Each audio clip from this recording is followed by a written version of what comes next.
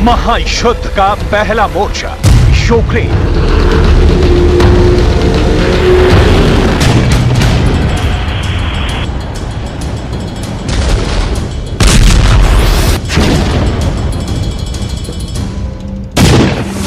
दूसरा मोर्चा बनने को तैयार ताइवान।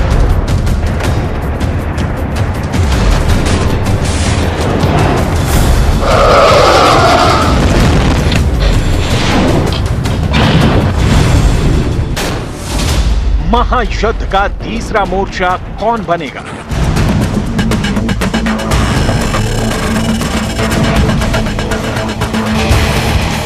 जवाब है एक ऐसा देश जिस पर डबल अटैक होने की आशंका है।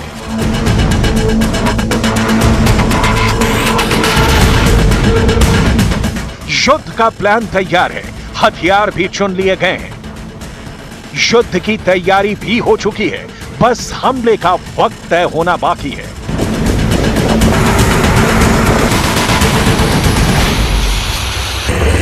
ये ऐसा युद्ध होगा जो मिनी वर्ल्ड वॉर जैसा होगा, क्योंकि इस महायुद्ध में हमला तो सिर्फ एक देश पर होगा, लेकिन हमलावर दो देश हो सकते हैं। ये ऐसा युद्ध होगा जैसा पहले कभी नहीं हुआ। जो बैटल ग्राउंड बनने वाला है वो यूक्रेन से 8,100 किलोमीटर दूर और ताइवान से 2,200 किलोमीटर दूर है।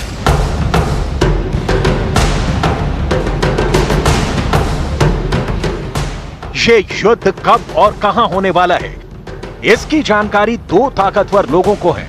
पहले शख्स हैं रूस के राष्ट्रपति व्लादिमीर पुतिन, दूसरे शख्स हैं चीन के president Xi Jinping. Putin Ukraine के साथ युद्ध कर रहे हैं। शी ताइवान को अपने नक्शे में मिलाने के लिए बड़ी जंग की तैयारी कर चुके हैं। ताइवान पर प्रहार के लिए चीन रोज नए नए हथियारों की नुमाइश कर रहा है।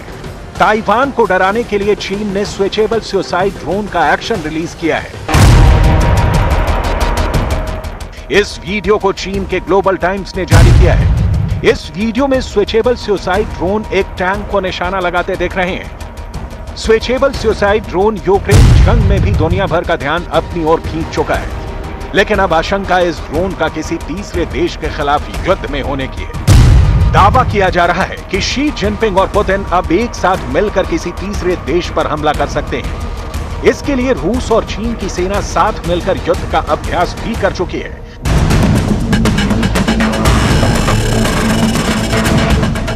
बहाना बना वोस्तोक 2022 युद्धाभ्यास, एक ऐसा युद्धाभ्यास जहां रूस की सेना चीन की सेना को साथ लेकर जंग की बड़ी तैयारी की है। इस युद्धाभ्यास के बाद अब दुनिया की नजर शी जिनपिंग और व्लादिमीर पुतिन की अगली मुलाकात पर टिक गई है। पुतिन और शी एक बार फिर मिलने वाले हैं। एक बार फिर दोनों आमने सामने बैठकर मीटिंग करने वाले हैं। बंद कमरे में बहुत बड़ी रणनीति पर फाइनल मुहर लगाने वाले हैं। इस वक्त पूरी दुनिया की निगाहें यूक्रेन में टिकी हुई हैं। यूक्रेन में जंग जारी है, ताइवान पर टिकी है, जहां युद्ध का खतरा बना हुआ है। लेकिन ताइवान से 5500 किलोमीटर दूर उज़्बेकिस्तान में असली खेल खेला जाने वाला है। रूस के राष्ट्रपति व्लादिमीर पुतिन और चीन के राष्ट्रपति शी जिनपिंग अगले हफ्ते उज़्बेकिस्तान में मिलने वाले हैं। चीन में रूस के राजदूत एंड्री डेनिसो ने पत्रकारों को बताया है कि दोनों नेता 15-16 सितंबर को उज़्बेकिस्तान के शहर समरकंद में मिलेंगे, जहां शंघाई सहयोग संगठन शिखर सम्मेलन होने जा रहा है। लेकिन उज़्बेकिस्तान में शी और पुतिन की एक और मीटिंग होने वाली है, जहां सिर्फ वही दोनों होंगे, क्योंकि यह बैठक शंघाई सहयोग संगठन शिखर सम्मेलन के इतर होगी। मुलाकात के दौरान यूक्रेन युद्ध पर बात होगी, ताइवान पर भी बात होगी, लेकिन आशंका है कि ये दोनों नेता जापान को लेकर भी बात करने वाले हैं। जापान एक ऐसा देश है जिससे रूस भी रूठा है और चीन भी छिड़ा हुआ है। जापान के काफी करीब दोनों देश युद्धाभ्यास भी कर चुके हैं और अब वोस्तोक 2022 के बाद चीन और रूस की नौसेना एक और संयुक्त युद्धाभ्यास करने वाली है। इसकी जानकारी चीन के सरकारी अखबार ग्लोबल टाइम्स ने दी है। यह दूसरा युद्धाभ्यास भी जापान के पास होने वाला है। तो क्या जापान रूस और चीन का साझा शिकार बनने वाला है, जिसका दोनों देशों से तनाव है? इससे पहले पुतिन और जिनपिंग की आखिरी मुलाकात फरवरी में बीजिंग में हुई थी। यूक्रेन में रूस कैसे हमला करेगा, कब करेगा, कितनी ताकत से करेगा, यह सब कुछ चीन को पता था, लेकिन शी जिनपिंग ने एक बार भी रूस को रोकने की कोशिश नहीं की, पुतिन को समझाने का प्रयास तक नहीं किया, जबकि अमेरिका चीन से बार बार युद्ध टालने के लिए मदद मांग रहा था। अमेरिका की सीक्रेट दस्तावेजों से इसका खुलासा हो चुका है। वहीं ताइवान मुद्दे पर रूस हमेशा चीन के साथ रहा है, लेकिन अब इस जोड़ी का फियर फैक्टर जापान में भी दिखने लगा है।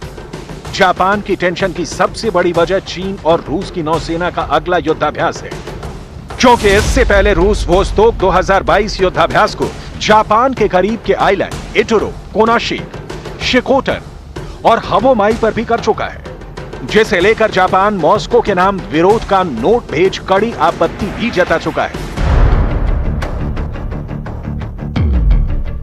क्योंकि इन इलाकों को जापान पहला हिस्सा मानता है। इन टापुओं को लेकर रूस और जापान में सीमा विवाद बरसों पुराना है, और अब रूस के साथ चीन की जुगलबंदी जापान के सामने नई चुनौती बनकर सामने आई है। दरअसल चीन अरसे से जापान को डराने में लगा है, लेकिन जापान ने भी अब कमर कस ली है। ताइवान के मुद्दे पर लगातार धमकी देने वाले चीन से निपटने के लिए जापान 1000 क्रूज मिसाइलों की तैनाती करने जा रहा है।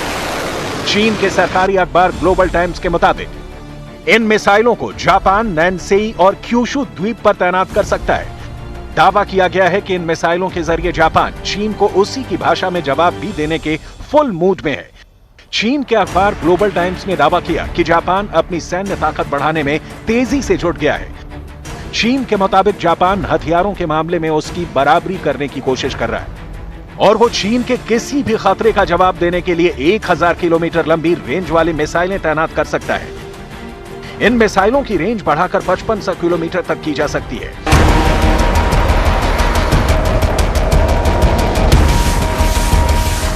दूसरे विश्व युद्ध के बाद से अब तक जापान हथियारों से दूरी बनाकर रखने की पॉलिसी पर चल रहा था, लेकिन दुनिया भर के देशों से अलग जापान ने हथियारों की होड़ से दूरी बनाकर रखी थी।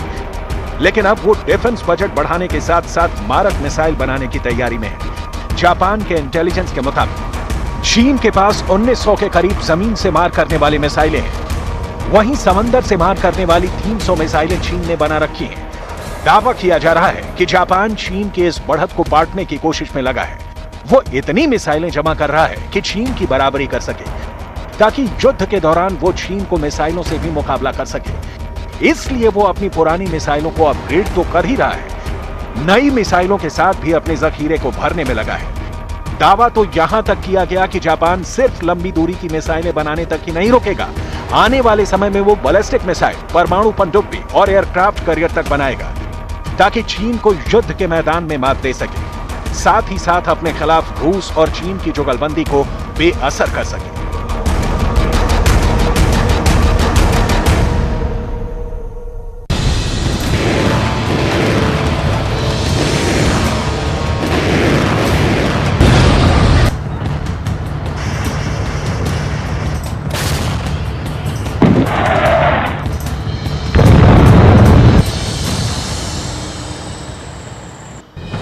Hellfire मिसाइल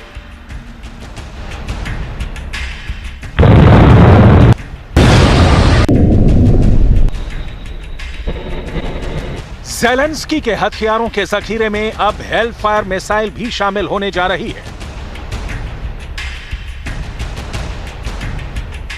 ये वो मिसाइल है जिससे अल कायदा के सरगना आयमान अल जवाहिरी का खात्मा किया गया। ये वो खतरनाक हथियार है जिससे ईरान के जनरल कासिम सुलेमानी का काम तमाम हुआ। ये अमेरिका की सबसे फेवरेट मिसाइल है, जो टारगेट कभी नहीं चूकती।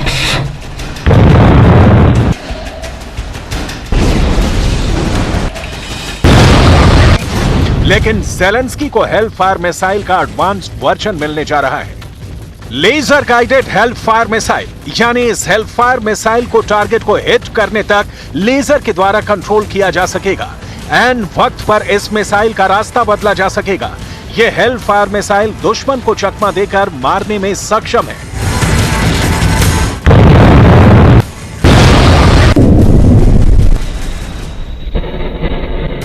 लेकिन सवाल यह है कि जहां यूक्रेन की जंग में रूस के यूरेगन जैसे मल्टीपल लॉन्च रॉकेट सिस्टम कहर ढा रहे हैं,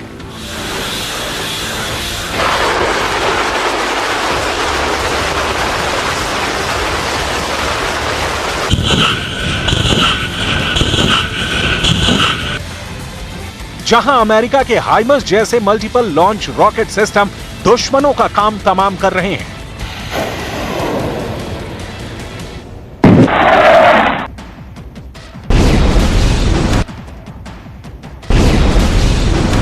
वहां आखिर एक ऐसी हेलफायर मिसाइल की सप्लाई अब ज़ेलेंस्की को क्यों की जा रही है जो बम बारूद बनकर फटती नहीं, बल्कि दुश्मन को काट कर टुकड़ों में बांट देती है, यानी दर्दनाक मौत देती है।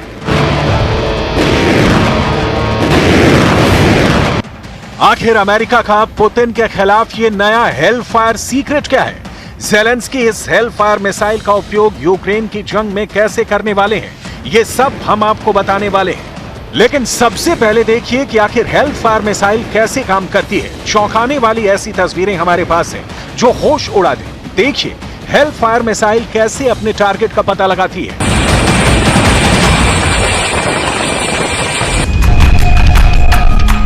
ये देखिए अपाचे हेलीकॉप्टर से लॉन्च होती हुई हेलफायर मिसाइल। ये मिसाइल किसी कार के भी परखच्चे उड़ा सकती है, हेलफायर टैंक को भी बेकार कर सकती है। जब ये मिसाइल अपने टारगेट को हिट करती है तो कभी धमाका नहीं करती है, लेकिन ये टारगेट पर इसका हमला इतना तेज होता है कि टैंक या कार में मौजूद ईंधन के संपर्क में आने पर टारगेट खुद ही विस्फोट से फट जाता है।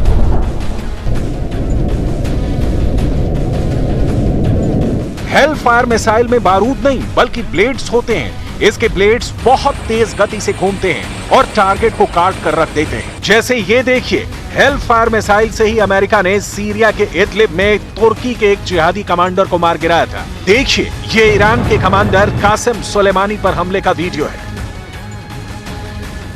कासिम को भी हेलफायर मिसाइल से निशाना बनाया गया था, लेकिन इस हेलफायर मिसाइल में धमाका भी नहीं होता। यही वजह है कि अफगानिस्तान से एक ऐसी तस्वीर आई जब हेलफायर मिसाइल आतंकियों के पास गिरी जरूर, लेकिन धमाका ना होने की वजह से दोनों आतंकियों की जान बच गई। लेकिन हेलफायर की ताकत की वजह से आसपास मौजूद धूल बारूद की तरह उड़ने लगी। ये एक और तस्वीर देखिए, सीरिया के इदलिब में अलकायदा के नेता अबू कासम को अमेरिका ने हेलफायर मिसाइल से मारा था। आप देख सकते हैं कैसे मिसाइल ने कार के ऊपरी हिस्से को फाड़ दिया और अंदर घुसकर टारगेट का सफाया कर दिया।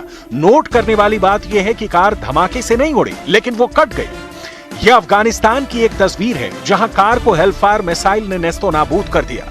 इंडियन एयरफोर्स भी हेलफायर का इस्तेमाल युद्धाभ्यास में कर चुकी है।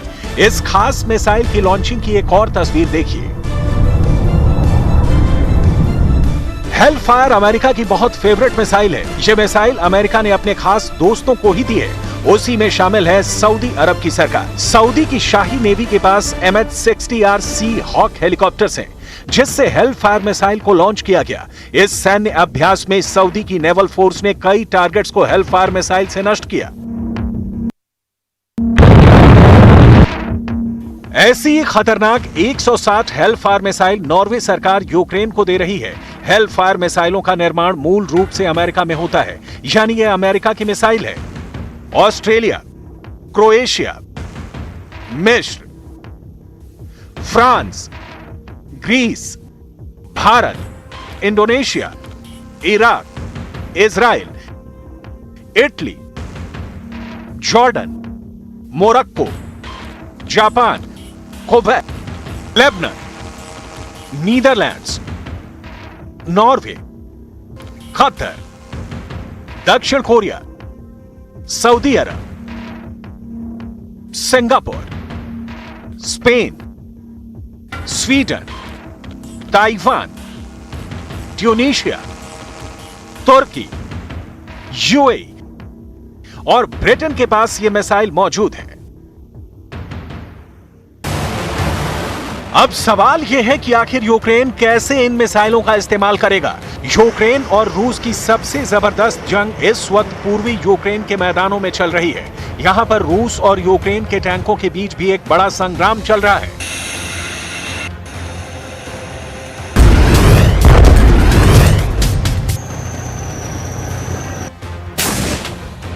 लेकिन इन खुले मैदानों में रूसी टैंकों को रोक पाना इतना आसान नहीं है। मार्च की शुरुआत में जब रूस के टैंक कीव की तरफ बढ़ रहे थे, तब वो जंगलों के रास्ते का इस्तेमाल कर रहे थे, क्योंकि मुख्य राजमार्ग पर सफर करने में टारगेट पर आने का खतरा था। लेकिन यहां जंगलों के रास्ते में भी यूक्रेन के सैनिकों ने जैवलिन मिसाइलों का उपयोग करके रूस के टैंक उड़ा दिए।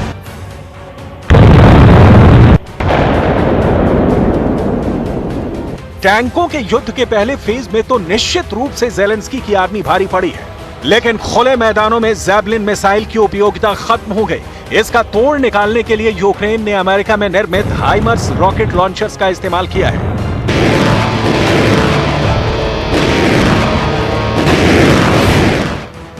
लेकिन हाइमर्स रॉकेट लॉन्चर के एक्टिव होते ही और लॉन्च किए गए रॉकेट से रूस को हाइमर्स की लोकेशन और यूक्रेन के अड्डों का पता चल जाता है।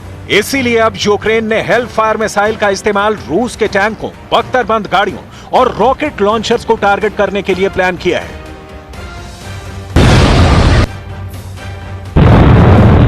रूस के टैंकों की छत यानी कवच का ऊपरी हिस्सा काफी मजबूत होता है और रूसी टैंकों की इस मोटी दीवार को फाड़कर हमला करने की जो क्षमता अमेरिका के हेलफायर मिसाइल के पास है, वो और किसी के पास नहीं। सबसे बड़ी बात यह है कि अमेरिका यूक्रेन से पीछे हटने को तैयार नहीं है।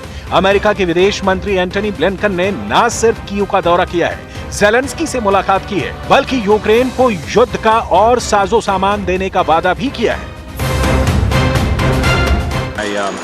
Fifth trip here as secretary, the third since the Russian aggression started, and I thought, and President Biden thought it would be particularly meaningful to come at this time as Ukraine is starting this counteroffensive in the south, also in the east. Early days, but we're seeing real effectiveness on the ground, and we're proud of the fact that our support, the support of so many other countries, is helping to enable what the Ukrainians are doing and working to liberate territory seized by Russia in this aggression.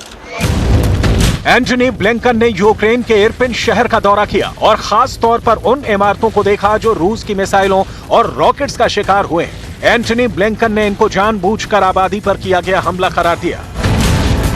Where I was able to bear witness to horrific attacks on houses, on buildings, clearly belonging to civilians, where the shelling, the missiles, the bullets, it's all there, and at best, it's indiscriminate.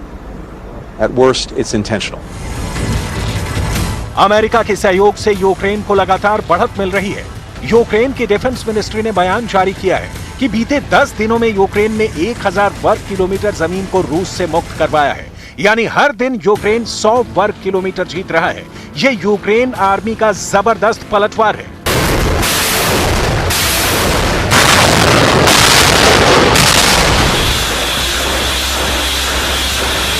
दरअसल अब Zelensky की फौज ने अपनी पूरी ताकत झोंक दी है और टारगेट पूरे यूक्रेन को रूस से आजाद करवाना है।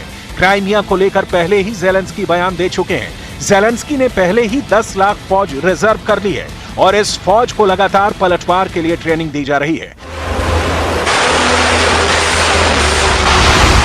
अमेरिका इसमें पूरा सहयोग कर रहा है। सैनिकों को ट्रेनिंग देने में ब्रिटेन और अमेरिका ने अपनी पूरी जान गंवा दी है।